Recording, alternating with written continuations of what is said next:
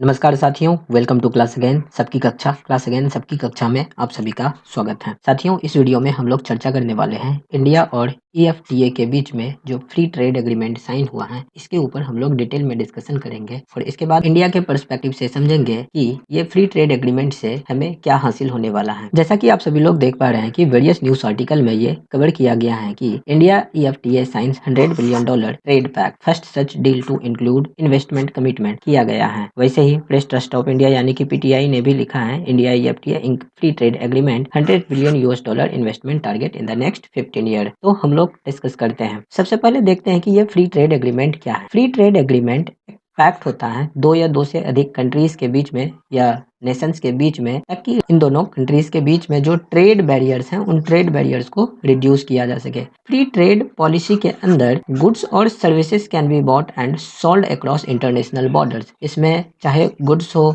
या फिर कोई सर्विसेज हो, उनको खरीदा बेचा जा सकता है across the international border with little और नो गवर्नमेंट टैरिफ्स। और इसमें जो गवर्नमेंट टैरिफ्स होते हैं वो लगभग ना के बराबर होते हैं। The concept of free trade is the opposite of trade protectionism और इकोनॉमिक आइसोलेशन। ये जो कंसेप्ट है फ्री ट्रेड एग्रीमेंट का, ये बिल्कुल विपरीत है ट्रेड प्रोटेक्शनिज्म से, इकोनॉमिक आइसोलेशनिज्म से बिल्कुल ये विपरीत हैं। ईएफटीए कंट्रीज जो इंक्लूड करता है आइसलैंड, लिंकनस्टाइन, नॉर्वे, स्विट्जरलैंड, ये 4 कंट्रीज मिलके जो है ईएफटीए कंट्रीज बनाता है। ये आइसलैंड हुआ, ये इधर लिंकनस्टाइन हुआ, ये इधर नॉर्वे हुआ और एक कंट्रीज था हमारा स्विट्जरलैंड। ये 4 कंट्रीज मिल करके ईएफटीए कंट्रीज को बनाता है। इंडिया और इन 4 ईएफटीए कंट्रीज के बीच में फ्री ट्रेड एग्रीमेंट साइन हो चुका है। Signed a trade pact that will see EFTA countries committing to invest $100 billion in India over the 15 years. और इन 4 कंट्रीज ने कमिट किया है कि अगले 15 वर्ष में $100 बिलियन का इन्वेस्टमेंट करेगी। And this marks the India's first trade agreement with European countries. और ये ट्रेड एग्रीमेंट साइन होने के साथ ही ये इंडिया का यूरोपियन कंट्रीज के साथ में पहला ट्रेड एग्रीमेंट है। It comes after India signed trade deals with Australia and UAE in 2022। Australia और यूएई के साथ हम ऑलरेडी ट्रेड एग्रीमेंट साइन कर चुके हैं और इंडिया जो है ये नेगोशिएट कर रहा है एक डील विद यूके यानी कि यूनाइटेड किंगडम और यूरोपियन यूनियन के साथ में, और ये एडवांस स्टेज में है। तो हम लोग इसके ऊपर बाद में देखेंगे। ये जो फ्री ट्रेड एग्रीमेंट साइन हुआ है, The Trade and Economic Partnership Agreement is among 3 free trade agreement India is pushing to finalize this month before the Model Code of Conduct। ये मॉडल कोड ऑफ कंडक्ट के लागू होने से पहले इन्हें sign होना था, जो कि 10 मार्च को ये फ्री ट्रेड एग्रीमेंट जो है, trade and economic partnership agreement जो है, ये साइन हो चुका है। And it is for the first time that we are inking a free trade agreement with a binding commitment to invest $100 billion in India from EFTA countries. ये पहली बार हो रहा है कि किसी भी ट्रेड एग्रीमेंट में बाइंडिंग कमिटमेंट को भी साइन किया गया है कि सामने वाले कंट्रीज $100 बिलियन की इन्वेस्टमेंट करेगी इंडिया में, on the back of a solid foundation that has been laid in India। There are big opportunities in business। और भारत के जो कॉमर्स मिनिस्टर हैं पीयूष गोयल, उन्होंने कहा है कि भारत में जो अपॉर्चुनिटीज क्रिएट हो रहा है इन बिजनेस, जैसे कि फार्मा सेक्टर में, मेडिकल डिवाइसेस में, फूड में, रिसर्च डेवलपमेंट में, इन चीजों को बढ़ावा देने के लिए भी ये $100 बिलियन की इन्वेस्टमेंट काफी महत्वपूर्ण होंगी। इंडिया का ओमान के साथ जो ट्रेड डील है वो अभी एडवांस स्टेज में है और इसमें अभी लीगल स्क्रूटनी किया जा रहा है। India UK free trade agreement is also been taken up at the highest level. India और यूके के बीच जो ट्रेड एग्रीमेंट है उसके ऊपर भी बातें चल रही हैं, लेकिन अभी के लिए ये डील शायद कंप्लीट ना हो पाए। हो सकता है कि ये जो जनरल इलेक्शन है, इस इलेक्शन के बाद इस डील के ऊपर ट्रेड पैक्ट साइन हो। According to PTI report, UK secretary of state for business and trade Kemi बेंडॉक has said that an India-UK FTA is possible before the Indian election। उन्होंने कहा था कि इंडियन इलेक्शन से पहले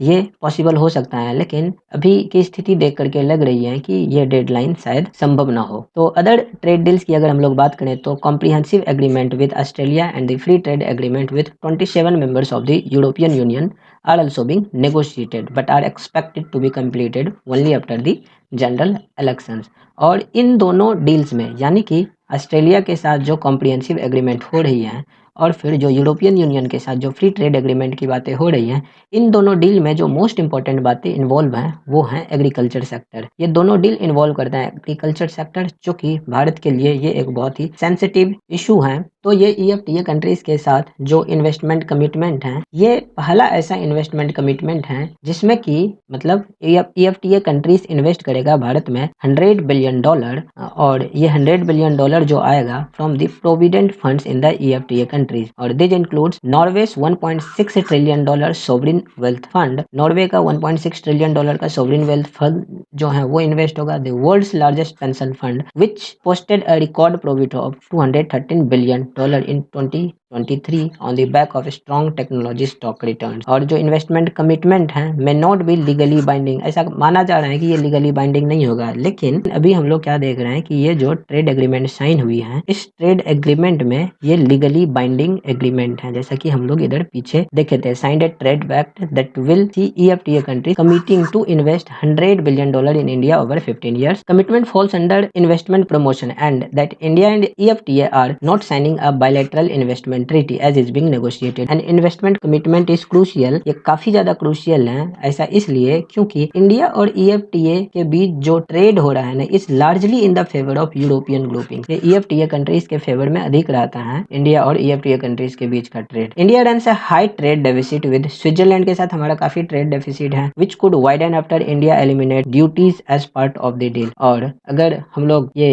ट्रेड एग्रीमेंट जो हम लोग साइन किए हैं, ट्रेड एग्रीमेंट के साइन करने के साथ ही ये और ज्यादा वाइडन हो सकता है, तो इसी को फुलफिल करने के लिए ये इन्वेस्टमेंट कमिटमेंट था। और 2023 के फाइनेंशियल ईयर में अगर हम देखें तो इंडिया का इंपोर्ट जो स्विट्जरलैंड था वो करीब करीब $15.79 बिलियन था, जबकि इंडिया का एक्सपोर्ट सिर्फ $1.34 बिलियन रहा। और इस वजह से जो इंडिया और स्विट्जरलैंड के बीच में जो ट्रेड डेफिसिट है वो $14.45 बिलियन के लगभग का है। तो कहने का मतलब ये है कि इंडिया और स्विट्जरलैंड के बीच जो ट्रेड डेफिसिट है वो काफी ज्यादा है। तो देयरफॉर जो ये डील साइन हुई है, इस डील में इन्वेस्टमेंट कमिटमेंट को इंक्लूड किया गया है और ये इन्वेस्टमेंट कमिटमेंट जो है बाइंडिंग है। Trade agreement have historically helped India's partner. अगर हम लोग इतिहास की बात करें तो इतिहास में जब कभी भी ट्रेड एग्रीमेंट हुआ है उसमें जो हमारे पार्टनर कंट्रीज हैं उनको सबसे अधिक फायदा हुआ है। ऐसा इसलिए because of high average tariffs in India. Bharat में जो हाई एवरेज टैरिफ हैं इसके वजह से पार्टनर कंट्रीज को काफी ज्यादा हेल्प मिला है। Therefore looking to attract investment and get better market access for its service sector workforce. और इसीलिए जो भारत है ये इस दिशा में नजर गड़ाए हुए हैं कि ये अधिक से अधिक इन्वेस्टमेंट को अट्रैक्ट करे और बेटर मार्केट एक्सेस मिले for its service sector workforce. EFTA countries की अगर बात करें तो they are also looking at tracking joint ventures in pharma sector. जो फार्मा सेक्टर्स हैं मेनली मेडिकल डिवाइसेस को मैन्युफैक्चर करने में, चाहे वो केमिकल्स हो या फूड प्रोसेसिंग और इंजीनियरिंग हो, जॉइंट वेंचर की तरफ भी वो लोग कदम बढ़ा रहे हैं। Trade experts pointed out that investment commitment could be a crucial gain for India. जो ट्रेड एक्सपर्ट्स हैं उनका कहना है कि ये इन्वेस्टमेंट कमिटमेंट काफी ज्यादा क्रूशियल होने वाला है इंडिया के लिए। इंडिया EFTA डील के बाद India could see higher imports of machinery, pharmaceuticals, medical instruments and ये EFTA डील साइन तो हो चुका है। अब इसके बाद ऐसा एक्सपेक्ट किया जा रहा है कि भारत में जो मशीनरीज हैं इनका इंपोर्ट्स काफ़ी ज़्यादा अधिक हो जाएगा। फार्मास्यूटिकल सेक्टर्स में इंपोर्ट्स अधिक हो जाएगा, मेडिकल इंस्ट्रूमेंट और मशीनरीज जो हैं इनका इंपोर्ट अधिक हो जाएगा। And there would be a sharp reduction in Indian tariffs which hover around an average rate of करीब करीब 18% के अराउंड जो हमारा टैरिफ्स रहता है, which is among the highest in the world. India is also looking at the EFTA deal to help diversify imports from China. India currently depends on China for key medical imports. Bharat की जो अभी निर्भरता है China के ऊपर वो काफ़ी अधिक है in the sectors of medical imports. और India's main import from Switzerland in 2023 financial year include जो कि $12.6 बिलियन का गोल्ड रहा था, $409 मिलियन का मशीनरी रहा था और इसी प्रकार से बाकी अदर चीजें रही थी, जैसे फार्मास्यूटिकल्स हुआ, कोक एंड स्टीम कोल हुआ, ऑप्टिकल इंस्ट्रूमेंट हुआ, ऑर्थोपेडिक एप्लियंसेस हुआ, वॉचेस हुआ, कॉटन हुआ, सोयाबीन ऑयल हुआ, यहाँ तक कि चॉकलेट्स हुआ $7 मिलियन का। तो वेरियस प्रोडक्ट्स हैं जिसके ऊपर हमें स्विट्जरलैंड के ऊपर निर्भर रहना पड़ता है, जिसमें कि गोल्ड के ऊपर हमारी मैक्सिमम इंपोर्ट हमें देखने को मिलता है स्विट्जरलैंड से, जो कि $12.6 बिलियन का है। 2022 में इंडिया और UAE के बीच में फ्री ट्रेड एग्रीमेंट जो है पैक्ट कंक्लूड हो चुका था, यानी कि जो ये पैक्ट है वो साइन हो चुका था। फिर 2022 में ही इंडिया और ऑस्ट्रेलिया के बीच में interim free trade agreement conclude हो चुका था। और अदर ट्रेड डील्स की अगर बात बात करें तो जैसे कि facts being pushed before the polls, जैसे कि इंडिया और ईएफटीए के बीच में इसके ऊपर बातें हो रही थी, जो कि आज यानी कि 10 मार्च को ये डील भी फाइनलाइज हो गया। और इसके बाद जो है अब इंडिया और ओमान के बीच में ट्रेड डील है वो लीगल स्क्रूटनी में है, जबकि इंडिया और यूनाइटेड किंगडम के बीच में जो है ये जो प्राइम मिनिस्टर्स ऑफिशियल्स हैं भारत में, इसमें अभी रिव्यू में है। तो इंडिया ओमान और इंडिया यूके के बीच में हो सकता है कि अभी ये ट्रेड डील साइन ना हो, इलेक्शन के बाद ये ट्रेड डील मोस्ट एक्सपेक्टेडली ये साइन हो जाए। और इंडिया ऑस्ट्रेलिया के बीच में अगर हम लोग इलेक्शन के बाद देखें तो इलेक्शन के बाद जो कि कॉम्प्रिहेंसिव इंडिया ऑस्ट्रेलिया डील है ये साइन हो सकता है। और इंडिया यूरोपियन डील जो है इसमें 7th राउंड के टॉक्स जो है वो पिछले महीने हुए थे, तो इसमें भी संभावना बहुत हद तक है कि ये भी साइन हो जाएगी। कुछ इंपॉर्टेंट ट्रेड एग्रीमेंट्स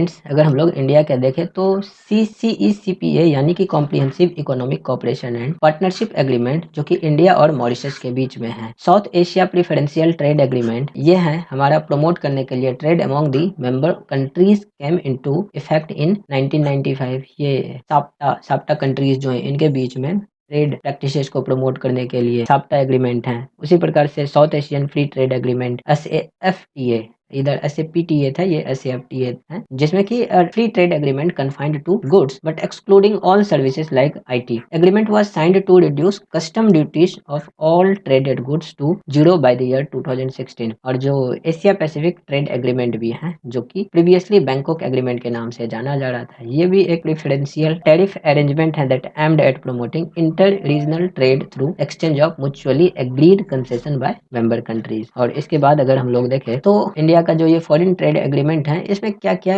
इश्यूज हैं, तो इश्यूज जैसे कि पूरे मैन्युफैक्चरिंग सेक्टर्स, अगर रिसेंट पीरियड में देखें तो manufacturing holds a share of only 14% in India's GDP, जबकि फॉर एडवांस और डेवलप्ड कंट्रीज में जैसे जर्मनी हुआ, यूएस हुआ, साउथ कोरिया, जापान, इसमें कंपेरेबल फिगर्स हैं लाइक 19%, 11, 25, 21%, मतलब काफी ज्यादा हाई है इसमें इनके मैन्युफैक्चरिंग सेक्टर्स का डेवलप्ड कंट्रीज में। जबकि इमर्जिंग और डेवलपिंग कंट्रीज जैसे कि चाइना हुआ, टर्की, इंडोनेशिया, रशिया, ब्राजील, इसमें ये फिगर 27, 19, 20% मतलब हाई है। और फॉर लो इनकम कंट्रीज ये शेयर मात्र 8% है। तो पुअर मैन्युफैक्चरिंग सेक्टर्स, तो एक ये इशू है। दूसरा है अनफेवरेबल फ्री ट्रेड एग्रीमेंट।